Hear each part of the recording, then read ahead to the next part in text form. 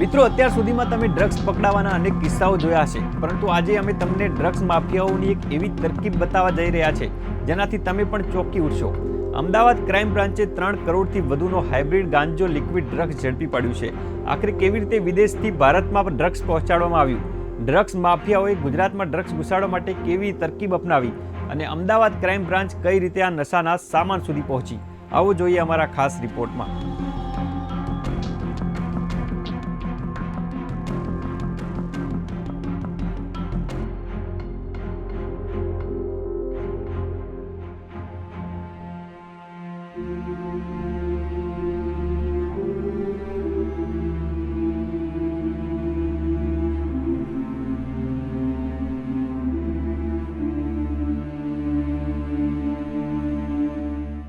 Ahmedabad crime બ્રાન્ચે foreign post ઓફિસમાં અમેરિકાથી આવેલ પાર્સલમાંથી 3.50 કરોડનો હાઇબ્રિડ ગાંજો અને લિક્વિડ ડ્રગ્સ ઝડપી પાડ્યું છે.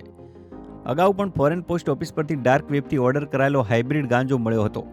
આ સમગ્ર પ્રકરણમાં એ સમયે સેન્ટ્રલ એજન્સી અને અમદાવાદ ક્રાઇમ બ્રાન્ચની ટીમે રેડ કરીને મોટી માત્રામાં નશાનો સામાન ઝડપી પાડ્યો હતો.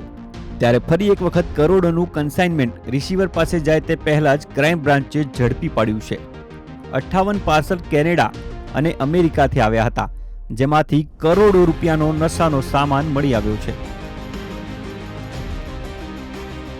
અમેરિકાથી અમદાવાદ આવતું 3.30 કરોડનું કુરિયર, જેમાં હાઇબ્રિડ ગાંજો અને લિક્વિડ ડ્રગ્સ હતું. આ વાતની જાણ અમદાવાદ ક્રાઇમ બ્રાન્ચને થતાં જ તેમણે પાર્સલને ઝડપી લીધું હતું.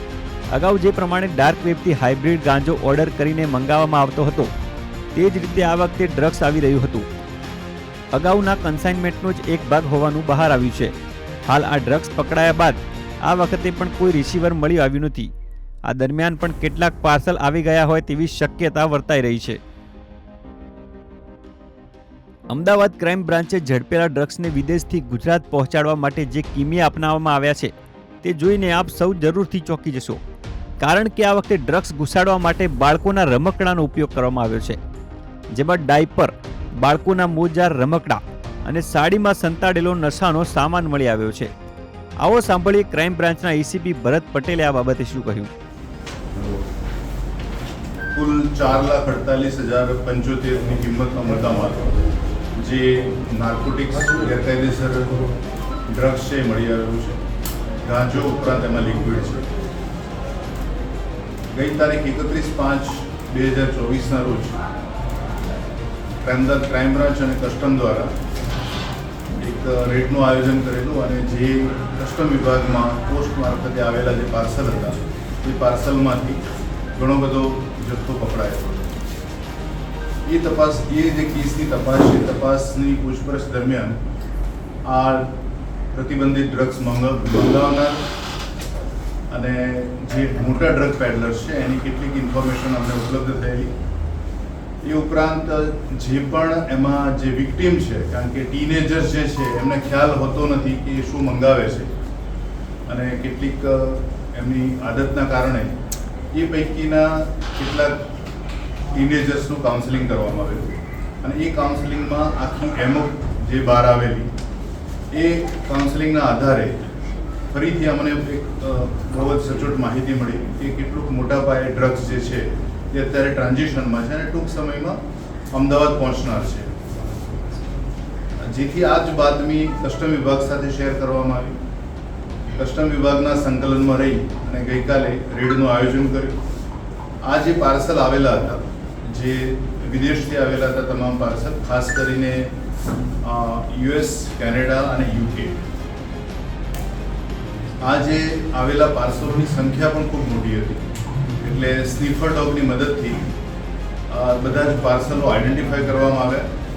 એ પાર્સલો અલગ કરવામાં આવ્યા. એ પાર્સલો જે પાર્સલો જે છે, ખાસ કરીને ઓનલાઈન જે ઓર્ડર્સ છે, બધા સોશિયલ મીડિયાથી, ટેલિગ્રામ, ડાર્ક વેબ, આવા અલગ અલગ ઇલેક્ટ્રોનિક માધ્યમથી આ ઓર્ડર પ્લેસ થયેલા હતા અને એ પ્લેસ થયેલા ઓર્ડર પ્રમાણે આ પ્રતિબંધિત ડ્રગ્સનો જથ્થો આવેલો હતો.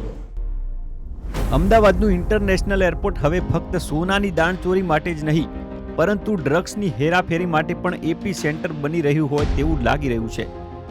એરપોર્ટ પર નાર્કોટિક્સ કંટ્રોલ બ્યુરોએ 9 દિવસ પહેલા એક ફિલિપાઇન્સ મહિલાની 2.121 કિલો હેરોઇન સાથે ધરપકડ કરી હતી.